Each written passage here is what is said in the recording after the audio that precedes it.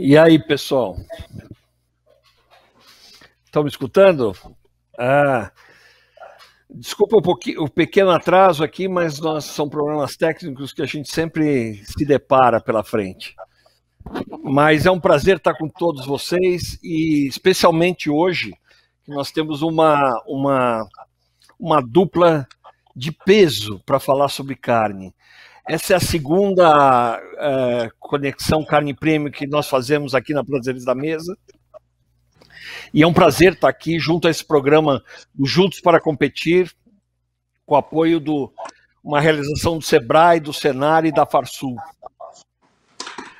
Hoje nós vamos ter a honra de ter a presença de um amigo e de um dos maiores conhecedores de carne do Brasil. Um dos pioneiros, um homem que tem muita história para contar, e vamos deixar isso para ele contar.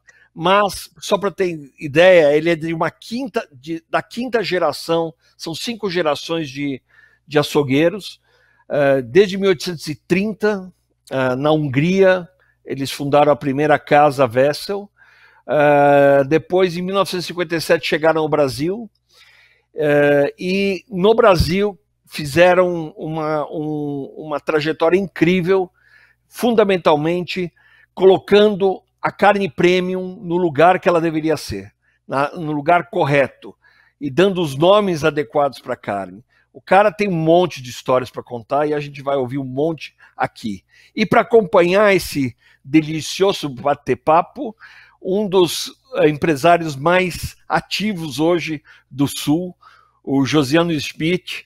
Ele é o cara que está à frente do restaurante Malbec, lá em Gramado, que é um sucesso, que é um templo da carne, literalmente um templo da carne, né, onde a carne é tratada da forma mais incrível possível, e ele vai contar um pouquinho disso para nós, e também do Di Pietro, que está lá há 21 anos.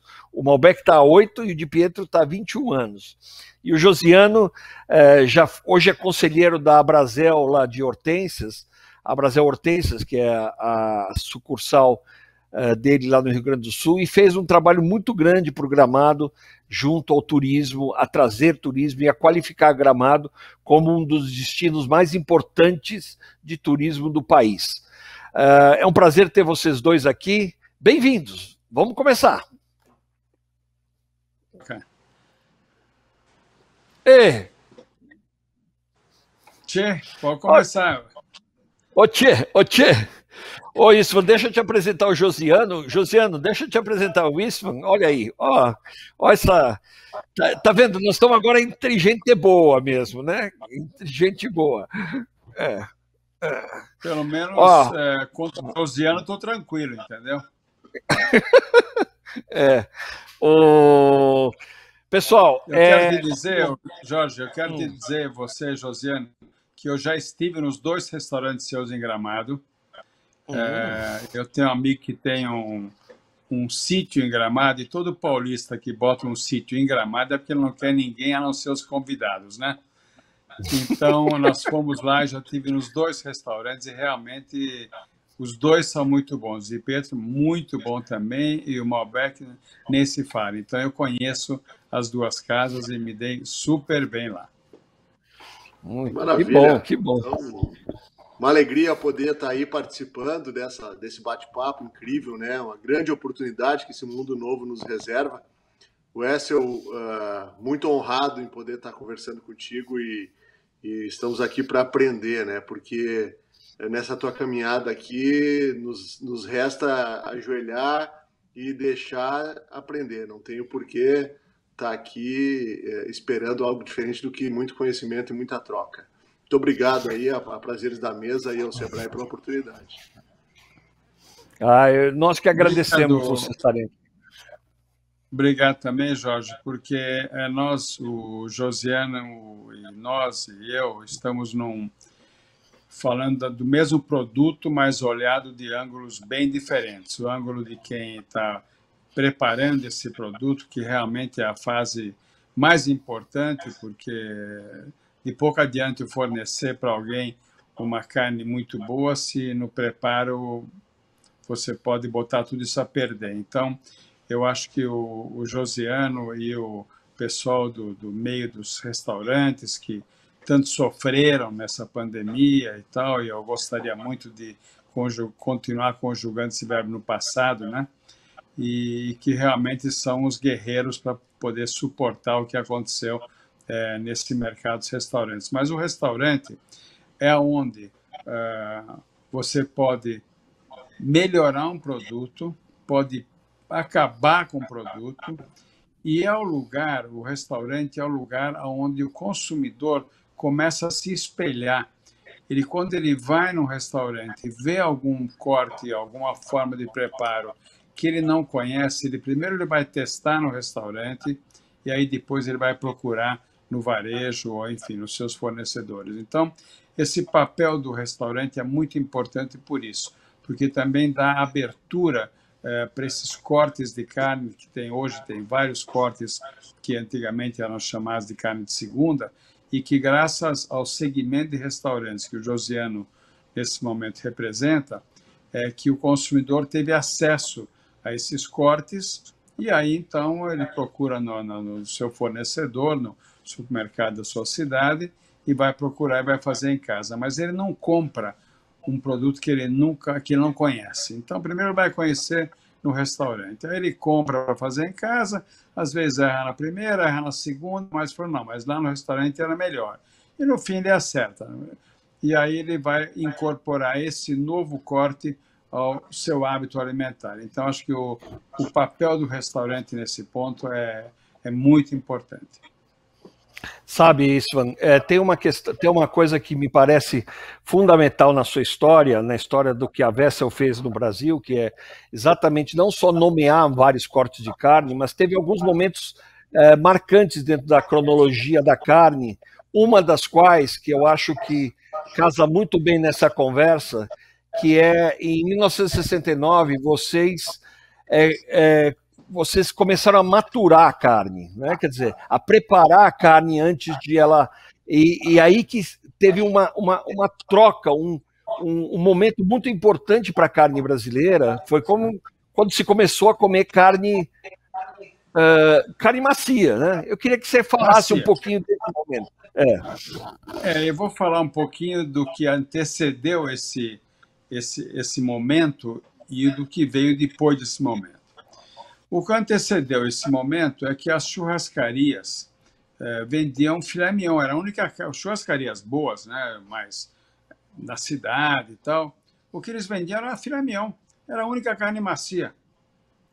Mas você imagina, entre vender apenas filé mignon, normalmente se vendia um espeto misto, que lá no sul se chama de chicho, né, que é o filé mignon, cebola, lombo, tomate, depois uma linguiça, e assava tudo no mesmo espeto, a carne, o lombo, a linguiça. Então, obviamente, tinha gente fora do ponto lá, né? Aliás, ponto era um assunto que nem se questionava, nem se falava ainda.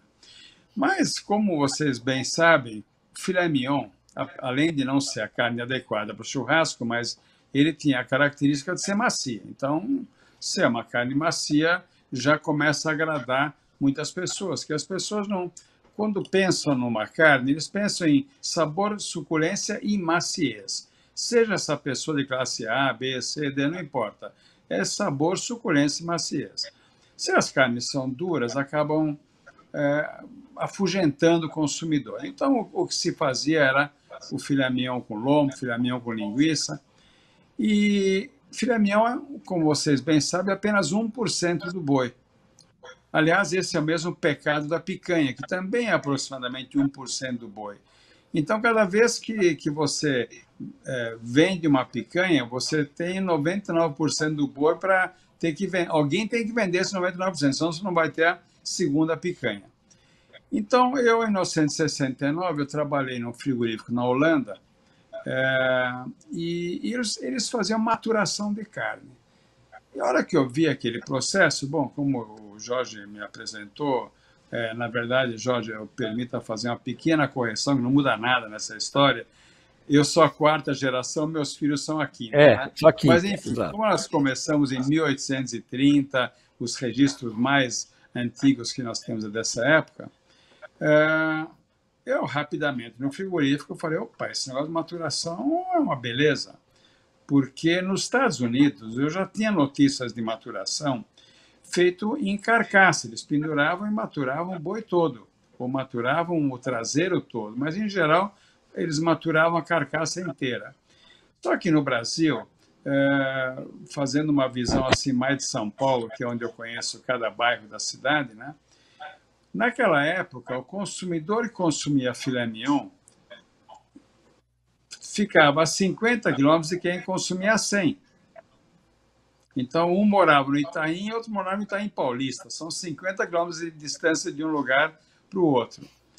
Então, quando a gente pensar, naquela época, pensar em maturar a carcaça, ou meia carcaça que fosse, a conta não ia fechar nunca, porque custa caro maturar. Você investe tempo, investe em refrigeração, investe em embalagem.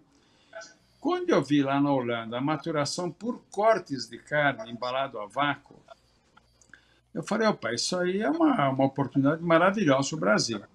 E aí, quando eu voltei para o Brasil, eu tive que vender para o meu pai essa ideia, eu tinha 22 anos, em 69, tinha que vender para o meu pai a ideia, que meu pai era muito rápido de raciocínio, também não demorou muito para ele entender que seria uma ótima oportunidade. E aí eu tinha que comprar uma máquina de embalar a vácuo.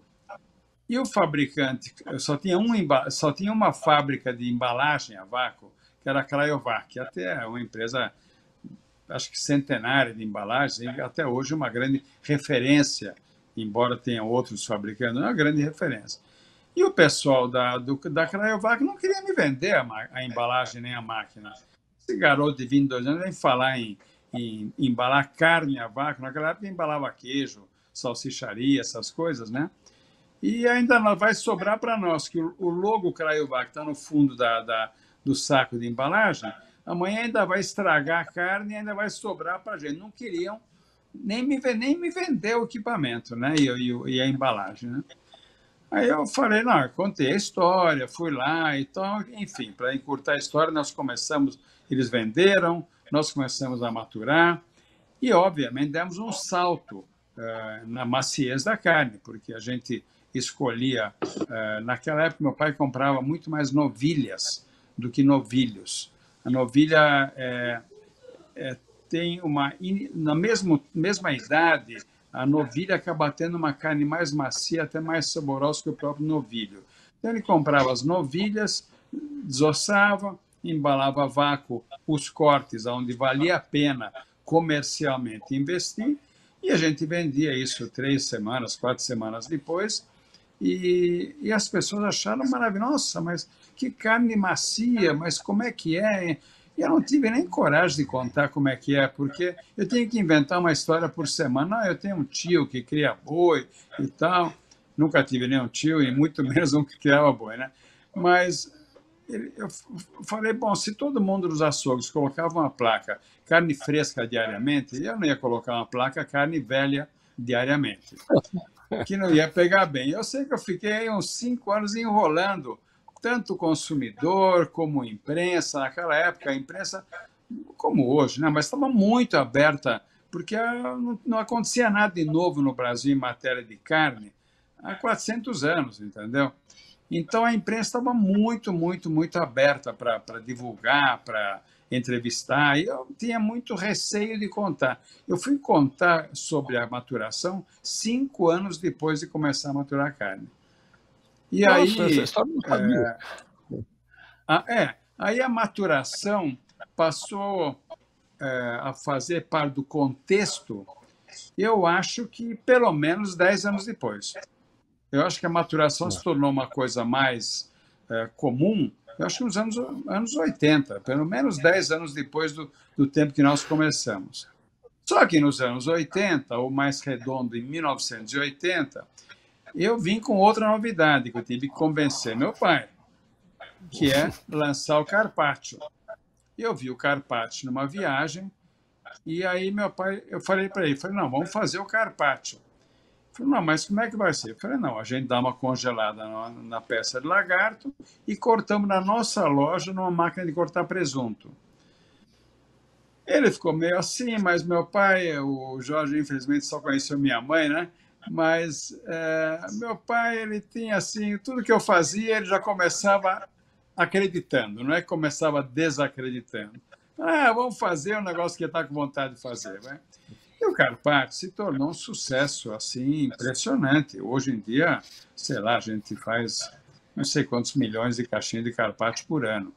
Então, vocês venderam nos últimos 30 anos, vocês venderam nos últimos 30 anos 10 milhões de caixinhas de carpaccio. 10 milhões. Pois é um número enorme. E no ano passado, em 2020, a gente lançou uma embalagem comemorativa dos 40 anos do lançamento do carpaccio. Então, a gente sempre procurou trazer alguma coisa nova. E assim a gente foi indo. Mas eu vou passar a bola para o Josiano, e depois as outras coisas eu conto aí mais para frente. Porque eu estou acostumado com limite de tempo, né? Então, agora chega de contar história, vamos falar para o Josiano, que certamente tem muita história suculenta para contar sobre a carne em Gramado. Eu queria que ele fizesse um contraponto, inclusive, Istvan, com essa questão da maturação, para que ele explicar como ele trabalha o gado também, como ele trabalha a carne, ele como restaurante, qual é a filosofia que tem por trás da carne que o Josiano trabalha? Vai lá, Josiano. Maravilha, maravilha. Mais uma vez, podia ficar ouvindo aqui muito tempo essas histórias, porque imagina estar aí conversando com o criador do carpaccio, né? Então, no Brasil, pelo menos, né, Chico? Bom, o Malbec é uma operação especial. O Malbec é a nossa operação de steak, né? Operação de carne. A gente leva esse assunto de carne muito a sério, porque o Malbec tem 8 anos e ele caminha dentro do universo da gastronomia, em especial aqui no Brasil, que os brasileiros começaram a entender mais sobre qualidade do que de quantidade, né? O próprio gaúcho aqui, o gaúcho, ele sempre teve uma oferta muito grande de carne. Então, eu sou de uma família que criava o boi em casa, abatia e tinha carne para um bom tempo, né? Então, comia todo aquele boi, né, que era criado lá no campo, na fazenda, perto de casa, tá? E às vezes dividia e tal para poder ter consumo para aquele boi. E os churrascos dos gaúchos em si e da família aqui era aquele churrasco de domingo, churrasco de espeto, que tu fazia carne para comer a semana inteira, né? Então tu inventava receitas no domingo à noite, na segunda-feira, na terça-feira, na quarta-feira, e era toda aquela carne que se fazia no domingo, se assava, né?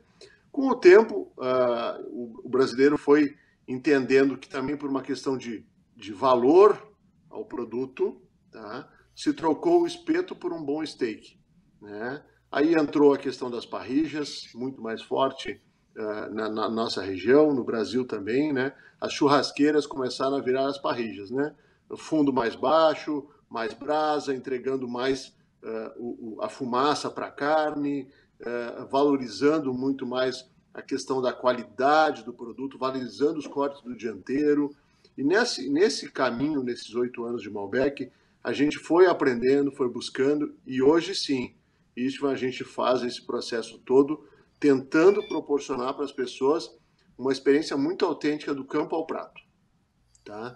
De nada adianta eu receber uma carne maravilhosa, de uma raça britânica muito boa, de um manejo excelente, de uma procedência super comprometida, de um processo de abate, de desossa, tá? E de embalagem também com muito respeito, respeitando a cadeia de frio, respeitando os tempos, tudo, e eu na hora da verdade pecar na temperatura, pecar na grelha, pecar no serviço. Então, treinamento de equipe também, porque um destino turístico como o nosso aqui em Gramado, indutor ao turismo como é Gramado, muitas vezes as pessoas não têm o hábito de consumir nos restaurantes na sua cidade, mas quando estão viajando, elas buscam viver uma experiência diferente.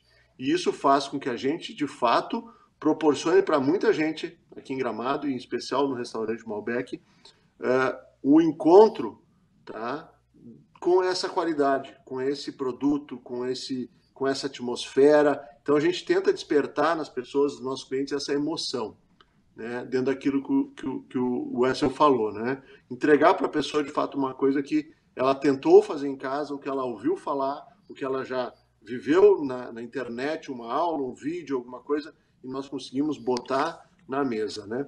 Um corte, Wessel, que nós vivemos, que pode parecer estranho, mas um corte que nós vivemos aqui agora, em muita ascensão, é a entranha, né? A entranha, que é um corte que os frigoríficos gaúchos têm dificuldade ainda para nos entregar, porque é uma questão de inspeção sanitária que acontece com a entranha, ela é cortada na inspeção. Então, o Ministério da Agricultura não licencia fácil essa entranha. Então, é o único corte hoje que o Malbec traz do Uruguai. Os demais cortes, hoje, nós somos um restaurante que tem uma parceria muito forte com a Associação de Criadores. Nós vamos estar agora lançando esse ano o 4º Festival Angus Malbec, tá? Que é uma valorização do produto, dando a chancela, com apoio da associação, com apoio do frigorífico. Nós tiramos da jogada o elemento atravessador de carne. Hoje nós temos uma relação frigorífico-restaurante. O processo de maturação, nós respeitamos o pós-mortes com muita seriedade. O processo de maturação acontece dentro da nossa operação. Nós recebemos a caixa toda em caixaria, não recebemos ela no gancho, tá? E porcionamos a carne, embalamos a vácuo ela e fizemos a maturação dentro do nosso restaurante. Só carne fresca, carne que tem aí todo esse controle, todo o procedimento de alguns frigoríficos, um em especial, o frigorífico Zimmer, que é um frigorífico que nos atende com maior volume, mas temos outros parceiros para que, de fato, a gente não fique empenhado num parceiro só. Então, George, mais ou menos esse é o processo do Malbec hoje com a carne, seja todos os cortes, né? Nós trabalhamos com vários cortes do boi, corte do traseiro, corte do dianteiro, trabalhamos com carnes assadas rápidas na grelha, trabalhamos com carnes de forno, né? Trabalhamos com uma mini costela janela, uma janelinha gourmet, que a gente chama, que é uma assa em baixa temperatura e só finaliza na parrilla, que é para poder também vender uma costela. Nesse sentido, trabalhamos com assado de tiras, que é um corte também muito apreciado por aqui, né? E assim vai. E aí, hoje, estamos caminhando cada vez mais para poder, de fato, fazer com que as pessoas sintam que por trás daquele prato tem muitas gerações, tem muita gente envolvida, tem todo esse processo da cadeia, tá, produtiva do animal, visando a qualidade, não a quantidade. É até interessante essa conversa no sentido eu imagino a preocupação tanto de um quanto do outro, mas fundamentalmente do aproveitamento integral do boi ou da carne na forma como ela vem, até por uma questão de CMV, né? Custo da mercadoria vendida e custo de produção, né? O que de fato hoje tem como tendência no aproveitamento da carne, nos cortes? Tem novos cortes saindo, tem outras coisas acontecendo. O hambúrguer, imagino, Wessel, que resolveu um monte de problemas, né, no sentido do aproveitamento também de carne, né? E aí no hambúrguer, depois eu quero que você fale um pouquinho, mas depois eu ter uma pergunta para te fazer especial. Não, eu deixei a história de hambúrguer mais para frente, porque também é uma longa história, também tem uma razão de ser. Agora, para responder a tua pergunta, muitas vezes o pessoal que não conhece, né, fala assim, mas por que você não cria boi? Eu falei, olha, não, porque aí você cria boi, você vende a carne, então isso na teoria, né, Josiana, é uma coisa muito simples, né? Mas a minha resposta costuma ser o seguinte, olha, quando você cria boi, você cria uma unidade. No dia que você abate, você faz 50 carnes diferentes. Cada carne dessa tem uma demanda, um preço, uma oscilação, um sobra, outro falta. Josiane falou da entranha. A entranha é uma carne deliciosa. Eu adoro a entranha. Aqui mais para São Paulo, é conhecido mais como diafragma. Mas a entranha é uma carne deliciosa. Só que, se a picanha é 1% do boi, a entranha deve ser 0,5% do boi. 0,03. Você imagina? Hã? Como? 0,3. 0,3. Isso que eu digo. Então, quando ele faz uma campanha de mostrar um corte como a entranha, ele está arrumando um problema para ele. Ele tá gastando 0,3% do boi. Eu ia falar meio, porque, a grosso modo, muito pouca produção. Então, de fato, o Uruguai e a Argentina, que antes era a nossa referência para boa carne, hoje o Rio Grande do Sul tem carnes maravilhosas. Nós mesmos compramos muita coisa aí no Sul, aí no Rio Grande do Sul. Estamos comprando alguma coisa do Paraná também, mas, obviamente, o Paraná não era um estado produtor de gado de qualidade. Isso acabou vindo do Rio Grande do Sul. O Rio Grande do Sul, hoje tem carnes tão boas, melhores, sei lá. Nós não temos mais por que importar carne. Aliás, deve ter caído muito a importação de carne do Uruguai e Argentina em função da qualidade de carne, da abundância que tem no lado de cada fronteira, que é no Rio Grande do Sul. Na verdade, é o mesmo Pampa, que tem uma fronteira demarcando um lado e o outro, mas a carne é igualmente boa e muitas vezes, devido, sei lá, à situação complicada da Argentina, talvez essa complicação a própria pecuária e o pecuarista acabam tendo que assumir um pouco também. Então, nós, felizmente, temos aí uma pecuária pujante no Rio Grande, carne da melhor qualidade. Como eu falei, nós fazemos isso há muito tempo. Mas os cortes novos, Jorge, os cortes novos têm algumas belezas, né? Eles pesam muito, o que é uma maravilha, né? Porque quando você está falando de uma picanha que é 1%, você fala de uma entranha que é 0,3%, a hora que aparece um corte que é 5% do boi, a hora que aparece um corte com 2, 3% do boi, você fala, opa, nós temos aqui uma carne. Então, com a melhora da qualidade da carne, eu vou dizer uma coisa, Josiane, espero que você não me leve a mal, mas há 40 anos atrás, a carne do Rio Grande do Sul não chegava aos pés da carne do Rio Grande do Sul hoje. Não, sem sombra de dúvida, sem sombra de dúvida. Mas melhorou muito. Exatamente. Só que é manejo, né? É manejo, é envolvimento. Exatamente. Então melhorou demais a carne. A nossa gramínea, o nosso alimento era o mesmo. Né? Só que os caras não sabiam. O manejo era diferente. Exatamente. Né? Então, a raça, a introdução das raças. E a raça, exato. Exatamente. A introdução das raças europeias aqui, é que o criador, o pecuarista, ele viu na pecuária uma grande oportunidade, né? O que antes ele não tinha. Então, muito campo. E um dos grandes pilares do sucesso da carne gaúcha é o bioma, é a gramínea, né? Essa quantidade de proteína que a gente tem no solo, aqui na grama, faz a diferença, né? E aí, quando a gente teve aí Angus, Brangus, Devon também, animais que vieram para cá, que os entusiastas trouxeram da Europa, que se adaptaram muito bem, que se aclimatizaram muito bem com a temperatura, principalmente aqui, que foram resistentes, e animais mais robustos, mais baixos, de uma caixa maior, né? Aí foi a alegria do açougueiro e do frigorífico, porque é o mesmo boi que você criava, em vez de pesar 180 quilos, ele passou a pesar 350. Né? Então, outra coisa, o novilho, 18 meses, muito melhor. Antes para criar um boi, você precisava de 4 anos. Hoje você cria em 1 ano e meio, você tem uma carne maravilhosa. Né? E não precisa passar muito disso. Né? Olha, aqui em São Paulo, Josiane, quando meu pai começou em 1958 aqui em São Paulo, boi você batia com 60 meses. Então não tinha carne macia. Um animal de 5 anos não tem como ficar macia. Então, você pega hoje os cortes, como os cortes acabaram ganhando umas denominações mais inglesas aqui, pelo menos aqui em São Paulo, não sei no Rio Grande. Então, você pega um shoulder, que na verdade, aqui em São Paulo, José, eu não sei se tem esse mesmo nome no Sul. Aqui em São Paulo, o shoulder era chamado sete da paleta. Esse nome tem algum sentido aí? Não? Também? Tem. O açougueiro raiz aqui conhece como sete da paleta.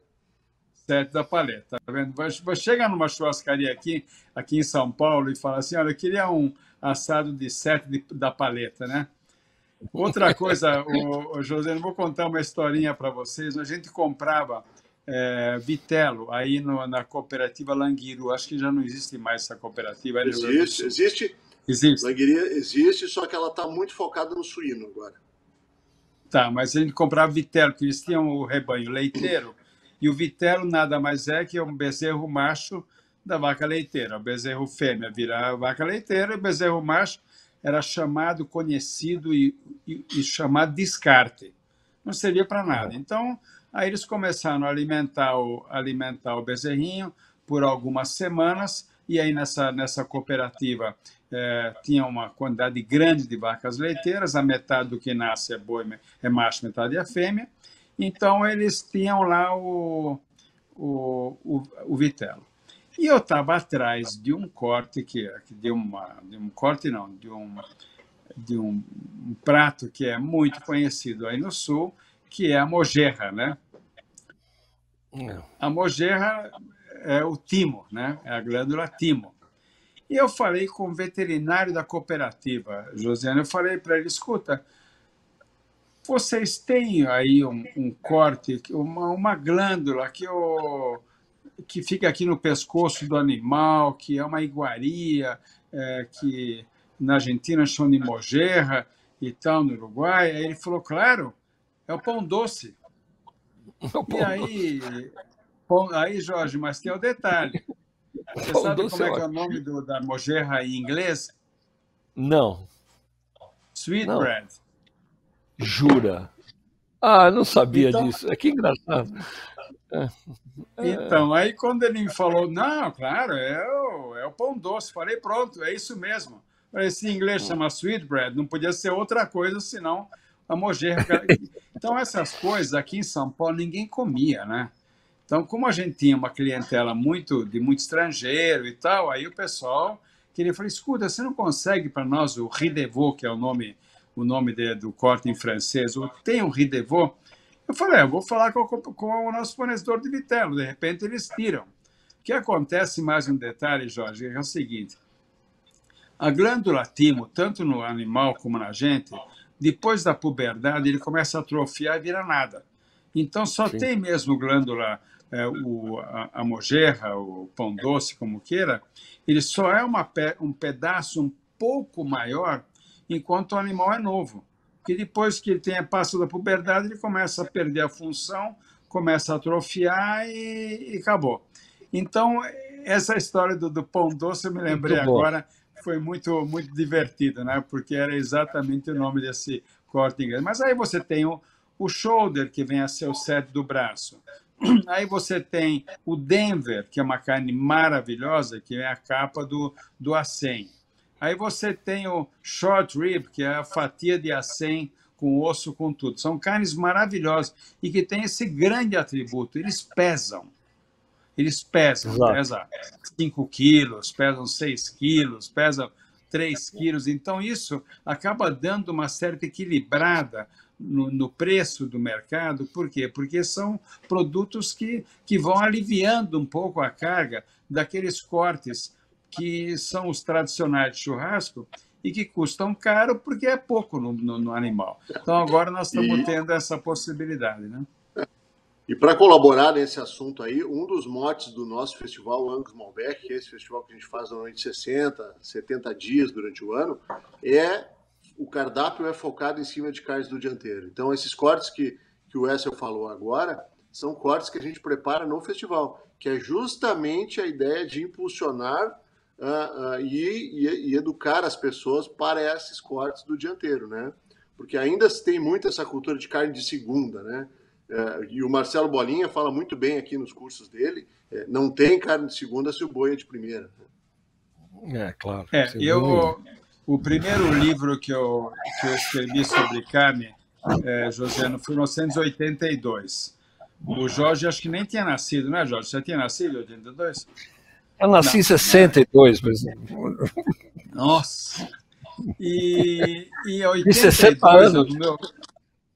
no meu primeiro livro está que não tem carne de primeira, carne de segunda, tem boi de primeira, boi de segunda e cozinheiro de primeira e cozinheiro de segunda, é o que tem.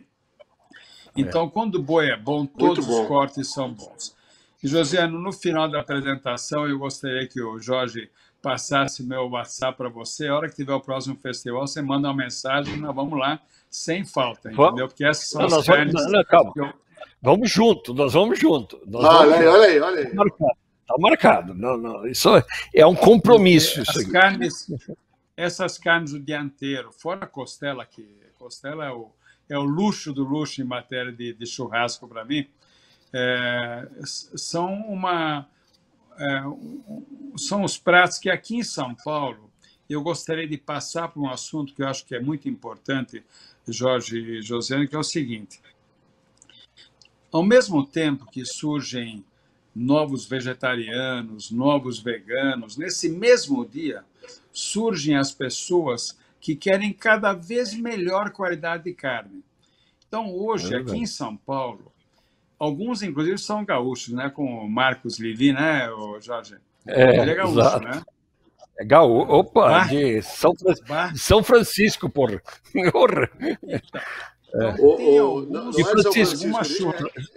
É de São Chico, São Chico, exatamente. Então, o que surgiu aqui em São Paulo nos últimos anos, uma série de casas de carne, não vou chamar de churrascaria é uma coisa grande e tal, mas casas de carne de pequeno porte, tem, sei lá, 60, 80, 90 lugares, e cuidando cada vez mais da qualidade da carne. É muito difícil uma grande rede chegar nessa qualidade, porque é grande rede. Você vai até um certo ponto. A hora que você fala em alguém que tem uma casa ou duas casas, ele realmente tem toda a possibilidade de fazer um bom produto, tem a possibilidade de cobrar o preço certo por esse produto, porque o tamanho dele permite. E o que eu tenho visto aqui em São Paulo, tenho certeza que acontece aí no Sul, porque aí é o berço da carne, né? Tenho certeza. E aqui em São Paulo o que está acontecendo é o seguinte: está abrindo casas que tratam da carne como a gente tratava da carne nos anos 70, 80, com todo o cuidado, com os cortes, com a maturação, com a forma de preparo, com o ponto de carne aqui em São Paulo. É uma coisa nova. Nos anos 80, todos comiam carne nem passada. Então, hoje, aqui, tem uma demanda por qualidade em todos os níveis. A demanda tanto na carcaça como no preparo, e o consumidor também, não posso usar a palavra se profissionalizou, mas ele também tem uma demanda por coisa boa. E, graças a Deus, esse mercado está em franco crescimento. Exatamente. Na verdade, eu queria até colocar uma questão que me parece completamente, que é bacana nesse mercado, o que é importante é a diversidade. Eu acho que no momento em que você consegue ter essa diversidade, você começa a treinar o paladar das pessoas. Isso acontece com a cerveja artesanal, aconteceu em relação à cerveja industrial. Isso acontece com o pão artesanal que está voltando, o pão de levain, que é muito melhor do que o pão industrializado. Quer dizer, você tem outras vantagens. E aí Wessel, você também tem um momento, viu, Josiano? Isso é muito importante, porque a primeira casa de carnes premium a serem boutique de carne era onde você realmente entra e reconhece a carne, e tem alguém que efetivamente você pode comprar, está tudo bem embalado, mas alguém que te orienta sobre o que é aquele corte. Em 1974, na Faria Lima, a Vessel abriu a primeira boutique de carnes do país. Coisa que hoje você vê o primeiro açougue sem açougueiro, né? Quer dizer, era uma coisa que você entrava lá e já comprava o corte no tamanho correto, na dimensão correta. Isso eu estou falando de 74. Nós estamos falando de 60 anos. Não, 40 anos, 50 anos quase. 50 anos. Praticamente, quase 50 anos atrás. E o que tinha também nessa época, Jorge, se você me permite complementar, naquela época, nós estamos vendo que poucos anos antes, eu estou falando que em 69 eu trouxe a maturação. 74, foram 5 anos depois, quer dizer, ainda estamos no primórdio da demanda por coisa de qualidade. O que eu percebi naquela época, que as pessoas até deixavam de comprar alguma carne porque não sabiam preparar. Porque não é só churrasco, carnes por dia a dia, para cozinha, para jantar e tal. E aí eu comecei em 74, eu fiz sei lá, umas 30 ou 40 fichas de receita. Vamos lembrar que não tinha internet, não tinha celular, não tinha Instagram, não tinha nada, né? Então a gente tinha fichas de receitas, que eu fiz essas receitas. Para quê? Para que a pessoa pudesse ter coragem de comprar uma determinada carne, ir para casa e ter certeza de que aquilo lá ia dar certo. Então, a ficha de receita tinha a função de encorajar as pessoas a provarem cortes, e não eram só cortes, eram carnes, porque além de boi, a gente tinha vitelo, tinha cordeiro, tinha várias coisas, né? E experimentar cortes desses animais também, certeza de que ia dar certo em casa. Porque a carne é uma matéria-prima. Você tem que entregar a carne na mão do Josiano para transformar num prato gostoso. Não adianta ele pegar essa carne e servir crua. Então eu comecei a fazer as fichas de receita. As fichas de receita, eu fiz as receitas que todas tinham uma característica. Primeiro, tinha um jeitão de coisa sofisticada. Mas sem nenhum tempero que tivesse que buscar na Turquia para poder preparar. Então, temperos disponíveis, mas que tivesse um ar de sofisticação na hora de preparar, na hora de servir. Tem uma variedade grande, as nossas fichas tinham cores diferentes para animais diferentes, aves tinham uma cor, pato tinha uma cor, cordeiro tinha uma cor, e cada um tinha uma cor. E as pessoas, então, chegavam à nossa loja, meu pai me dava cada bronca, viu, Jorge? Porque era um negócio bonito, eram umas fichas grandes, sei lá, uns 10 por 20 centímetros, mais ou menos. Por que eram grandes? Porque na cozinha você não pode manipular, você está com a mão suja, você não vai ficar manipulando a receita. Então, a ficha parava de pé no fundo da pia, onde você preparava, você tinha um tamanho de letra, hoje chama de corpo, né? Tem um corpo de letra que você, a distância de 60 centímetros de uma profundidade de uma pia, você podia ler tranquilamente e fazer a tua receita. E a gente tinha feito uns sprays de acrílico nas lojas e ficavam as fichas de receita nesses fichários de acrílico transparente, né? E muitos clientes entravam na loja, pegavam uma ficha de cada e saía sem comprar nada. Meu pai ficava louco. Eu falei para o meu pai, fica tranquilo, porque tinha uma marca grande da nossa marca do Vessel na vertical. Deixa esse pessoal levar nossa marca para casa, deixa ele refletir, pensar um pouco. E aí, a hora que ele quiser uma coisa diferente, ele vai lembrar do nosso nome. A gente já tinha algumas 4 lojas como essa, nessa altura, né? Sim. E aí, outras pessoas vinham, escolhiam a carne no balcão e iam buscar a ficha de receita atrás. Outras iam no fichário, pegavam a ficha que lhe abriu o apetite e iam no balcão buscar a carne. O fato é que eu sempre trabalhei também a marca Vessel com muito carinho. Então, começou com as fichas de receita. Mais tarde, no Rio Grande do Sul, eu queria ter umas tábuas de churrasco bacanas. Naquela época, nós estamos falando de 45 anos atrás, né? o que tinha de tábua de cortar carne, o negócio parecia uma raquete de ping-pong, que você cortava, o negócio ia junto com a carne, para cima e para baixo, né? E eu vi uma vez viajando, vi umas tabuonas que tinha nos Estados Unidos, lindas. Aí eu mandei para um fabricante de coisas de madeira em Caxias do Sul. E o Sérgio Bianco, que era o fabricante, eles até têm alguma coisa em Gramado, se não me engano, coisa de perfumes e tal. A esposa dele, a Mari Bianco, e eu mandei, ele fez a tábua, uma tabuona grande, pesada, linda, né? Sempre com suco em volta para poder recolher o suco da carne que escorresse para fora e tal.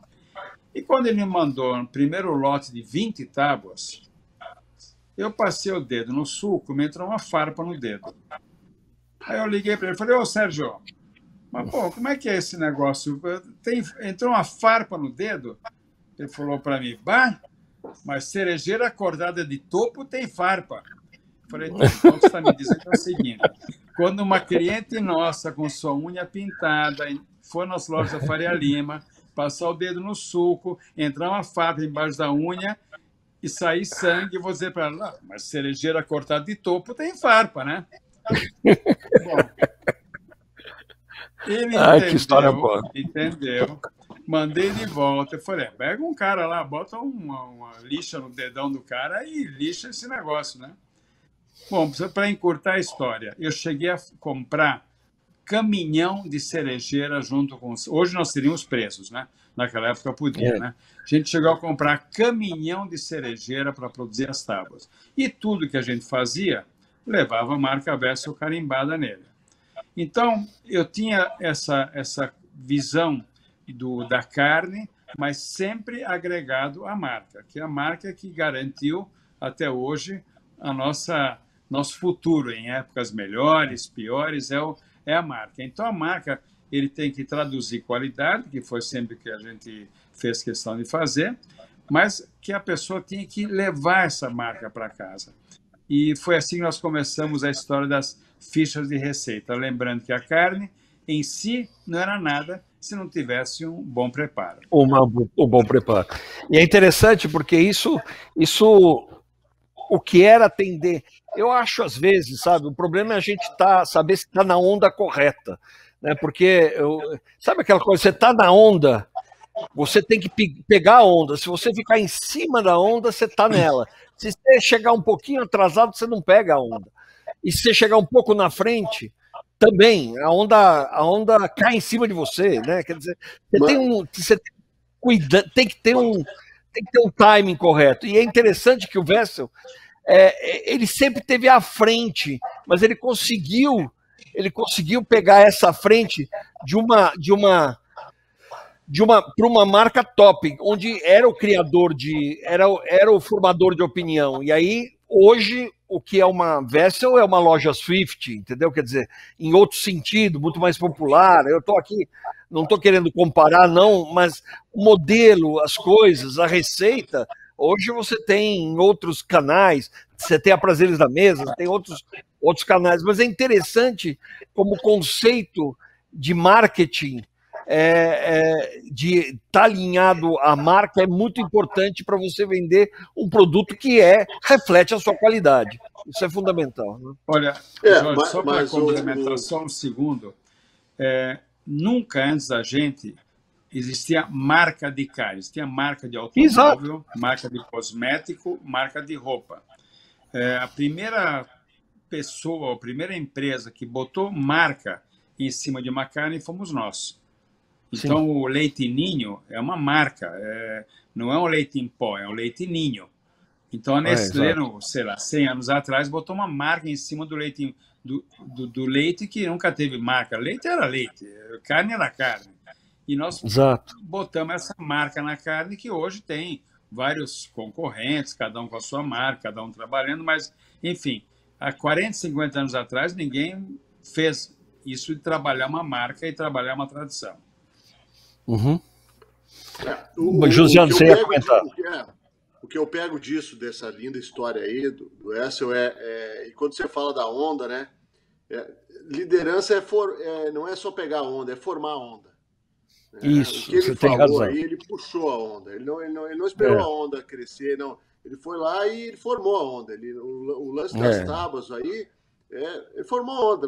Mas podia ficar quieto e a tábua não serviu porque eu queria, e faz fogo com a tábua. Não, só um pouquinho. Nós vamos formar a onda e vamos fazer a tábua que a gente precisa. Porque o nosso cliente, ele quer uma tábua melhor, ele precisa de uma tábua melhor. E a carne é a mesma coisa, né? E o cérebro do consumidor, ele expande de um jeito que não volta mais. É verdade. É isso aí. E aí hoje eu estava vendo pesquisas sobre consumo de carne no Brasil, que a carne bovina no Brasil vem caindo, né? O consumo de carne, e todas as opiniões são relacionadas ao valor da carne, ao preço da carne. Não é o preço da carne, são os bons hábitos que vão fazer com que a carne diminua a quantidade de quilos consumida. Porque nós vamos ter carnes melhores servidas, que faz com que a gente coma e tenha experiência muito melhor, com suculência, com maciez, com textura, com sabor, né? E nós vamos estar podendo viver coisas muito melhores em menor quantidade. E Josiano, essa pandemia mostrou para a gente que é equilíbrio, né? E sem desperdício, né?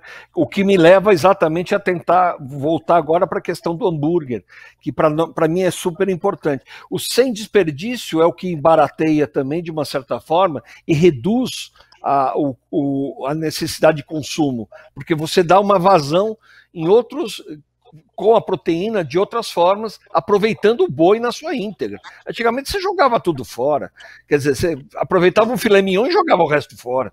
Hoje você aproveita o boi na sua íntegra. Aqui a regra, Jorge, a regra é aproveitar o berro do boi para fazer a buzina.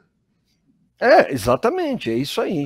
Então, eu acho que essa é a pegada importante, que cada vez mais nós vamos ter que dar foco, nessa regeneração do planeta. Eu falo disso, na medida em que você consegue olhar o produto e ir no âmago dele. Era isso que nós temos que nos apropriar novamente do valor das coisas, né? Desses valores, e não do consumo das coisas. É o valor que ela tem. Uma marca traz valor, traz ideias, traz histórias, traz conceito, traz qualidade. É muito mais isso do que propriamente uma carne para consumir e jogar fora. Ou, comi, não é isso. Mas, voltando nisso, eu tenho uma dúvida muito grande, Vessa, eu preciso que você me tire essa dúvida agora. Eu vou acabar essa live, eu comprei um pãozinho, um brioche bonitinho de hambúrguer, 2, porque sou eu e Mariela que estamos aqui, né? Eu tô com um queijo cheddar maravilhoso também, né? Maravilhoso, inglês, bom mesmo. E eu tenho no freezer, eu tenho 3 caixinhas, de hambúrgueres, um de costela, um de picanha e um de fraldinha. Todos, por acaso, são Wessel. Interessante, não sei por que isso acontece. Como é que é isso? Ou como o consumidor entende essa... Obviamente eu vou comer o de costela que eu prefiro, mas minha mulher comprou o de picanha e comprou o de fraldinha porque acha que ela gosta de fraldinha, né? Mas nós não estamos falando de carne e gordura, de uma receita, de algo diferenciado que você faz na sua indústria para me vender. Não é a mesma coisa? Olha, Jorge, já que você falou de surf, de surfar a onda, eu queria voltar um pouquinho para trás, porque na história do hambúrguer eu cheguei um pouquinho antes da onda, viu? E a água caiu na minha cabeça, viu? E por pouco não morro afogado, entendeu? Não tivesse a boinha no braço, tinha morrido afogado, entendeu?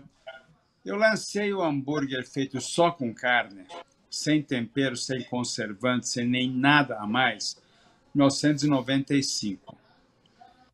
Quando todo o mercado fazia hambúrguer de 56 gramas e tinha um Maxi Burger de 90, que era assim uma coisa, obviamente, com uma lista de ingredientes enorme, que naquela época o pessoal não estava nem aí. Tem uma lista de ingredientes de fosfatos, eritorbatos, conservantes, antioxidantes, quando não tinha frango misturado, quando não tinha carnes mecanicamente separadas, CMS misturado, quando não tinha soja misturado, quer dizer, era uma maçaroca, era uma linha de ingredientes, que era um negócio, era uma lista de ingredientes de 6 linhas. E aí eu resolvo lançar um hambúrguer com um único ingrediente, que é carne e gordura bovina. E 180 gramas, quer dizer, um hambúrguer suculento, grande e tal. Fizemos uma embalagem linda e levei para a rede de supermercados aqui em São Paulo. E o pessoal adorou, falou, nossa, mas que visão, que coisa maravilhosa e tal. E nós colocamos nas lojas aqui em São Paulo do Pão de Açúcar. E é uma rede grande aqui em São Paulo. E foi um estrondoso fracasso, porque eu cheguei antes da hora. A onda veio na minha cabeça, quase morri afogado. Por quê? Em primeiro lugar, o consumidor estava acostumado com um hambúrguer de 56 gramas, ele tirava do saquinho e jogava na chapa. Um minuto de um lado, um minuto do outro, estava pronto. Era gostoso? Não, não era, mas estava pronto. Já tinha sabor, já tinha tudo.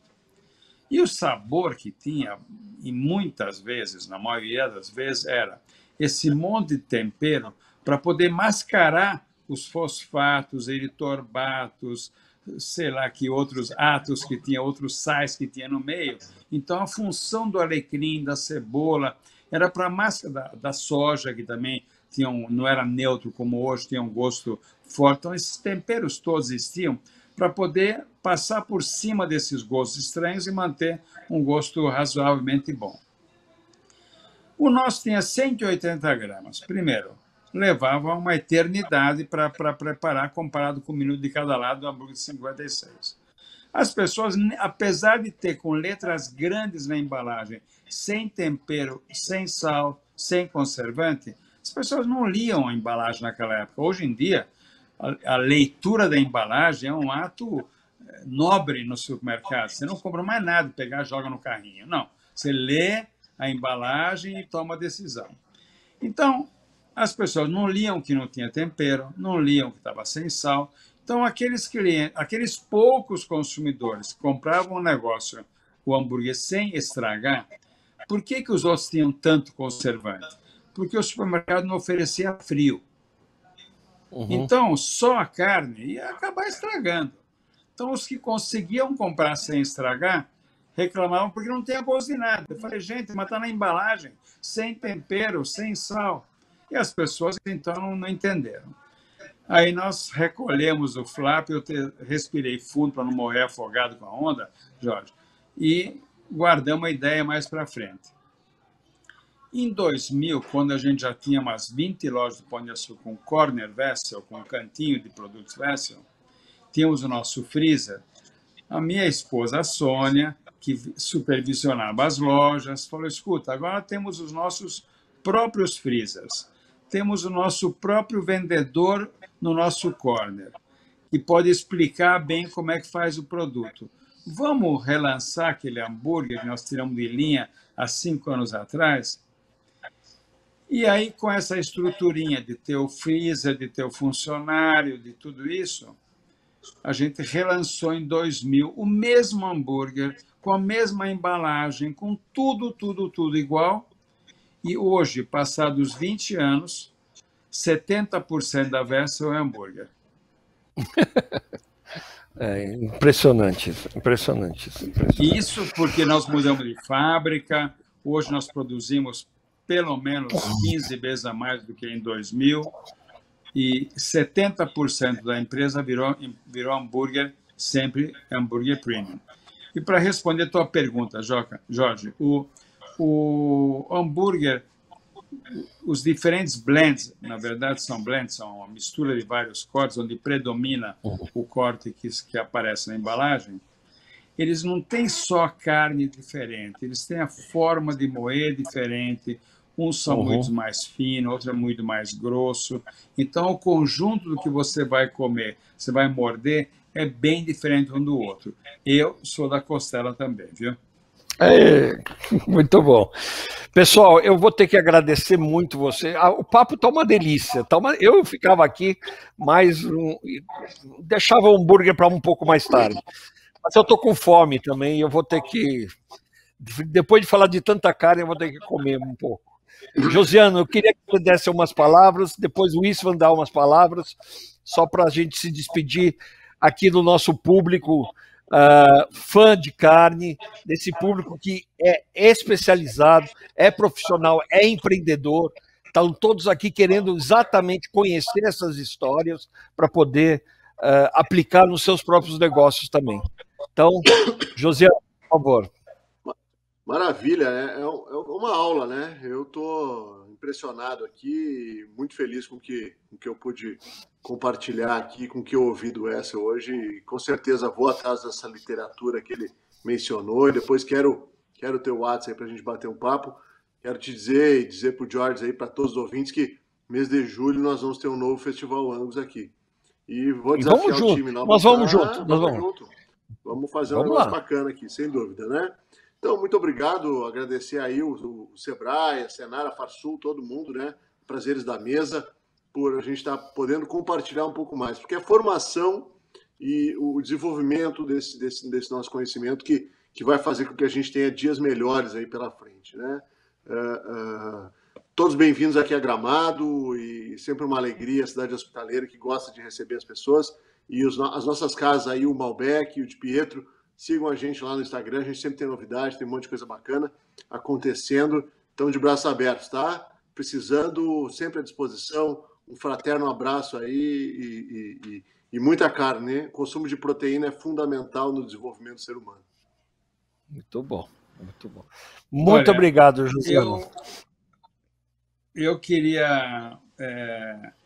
o Jorge, pela modéstia que sempre o caracterizou, né? Ele não falou da revista Prazeres da Mesa, mas eu posso falar, porque eu conheço a revista Prazeres da Mesa, o Jorge e a Mariela, desde a data da sua fundação. A revista tem um papel fundamental que nós fazíamos lá nos anos 70 com as fichas de receita. Óbvio, não tinha nenhuma revista de gastronomia naquela época, aliás, nem se sabia o que era gastronomia. O pessoal achava que gastronomia, mas precisava de médica, como é gastroenterologia. Né? Então, ninguém nem sabia o que era gastronomia. Tinha livro, tinha revista de receita. Né? O que a revista Prazeres da Mesa trouxe para o consumidor nesses... Quantos anos, Jorge? 10 anos? 12? 18 anos. 18 anos. 18 anos. 18 anos. Maior de idade. Então, o que a revista... Vocês começaram em 2000 e pouco. 2003, dia 19. Agora, nós fizemos no dia 4, 18 anos, e vamos comemorar no dia 19 o Mesa Happening. Vocês estão convidados também, virtual, vai ser muito bacana. Então, o que a revista fez nesses 18 anos foi aprofundar um trabalho que nós iniciamos de uma maneira muito modesta, muito tosca, até de fornecer fichas de receita para os consumidores. O que a revista fez foi alargar esse mundo do prazer da comida, da bebida, dos detalhes, dos vinhos, das cachaças, das cervejas, dos cafés, das manteigas, dos queijos, tudo isso que certamente já foi pauta da revista nesses 18 anos e que trouxe para as pessoas o interesse de aprender mais.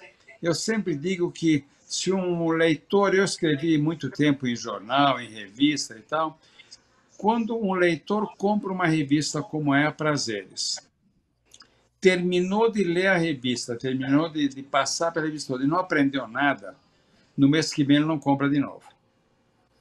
Então, o grande desafio de uma revista de gastronomia como é a Prazeres é trazer aprendizado, que gera mais demanda. Então, você vai cada vez mais se aprofundando. Pra você ter uma ideia, Jorge, eu escrevi, você sabe, na revista VIP, durante muitos anos, 94 até 2000. Eu recebia pautas como fazer uma matéria sobre vinagre balsâmico. Amigo, vinagre balsâmico hoje é carne de vaca, está em qualquer beira de estrada, está em qualquer supermercado, tem uma variedade de 20 marcas. Mas nos anos 90 para 2000, vinagre balsâmico, como não tinha importação nos anos 90, né? O vinagre balsâmico era uma matéria. Imagina se hoje eu vou propor para o Jorge, Jorge, eu queria fazer uma matéria sobre azeite extra virgem. Ele falou, azeite extra virgem você vai no supermercado e compra, para de vir com novidade. Mas então, eu fazia matéria sobre vinagre balsâmico, sobre azeite extra virgem, sobre coisas que era o primórdio da gastronomia. Hoje, a revista trouxe também para o público consumidor da gastronomia um aprendizado enorme e despertou a vontade das pessoas querem aprender cada vez mais. Eu acho que esse é o grande desafio da revista e essa é a grande beleza da revista, que cada mês é um problema. Você está com 100 páginas em branco na tua frente, você tem que botar coisas que vão interessar as pessoas, que quando acabam de ler, eles ficam com vontade de quero mais. E mês que vem eles vão lá e vão consumir a revista de novo. Então, Jorge, muito obrigado a vocês da revista Prazeres da Mesa.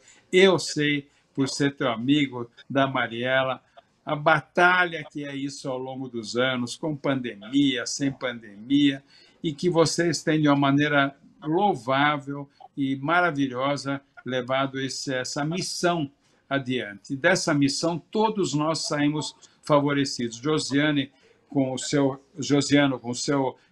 seus restaurantes lá em Gramado, nós aqui com o negócio da carne. Josiane pode marcar. O Jorge e eu, nós vamos lá e vamos comer muita carne. Você se prepara com estoque. Você se prepara, não vai ser fácil. Não vai ser fácil.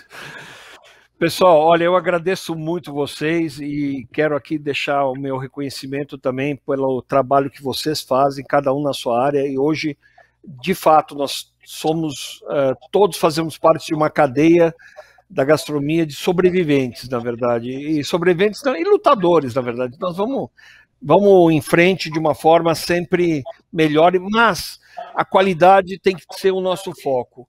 Você tem razão, Wessel, nós sempre quisemos fazer uma gastronomia inclusiva e não exclusiva.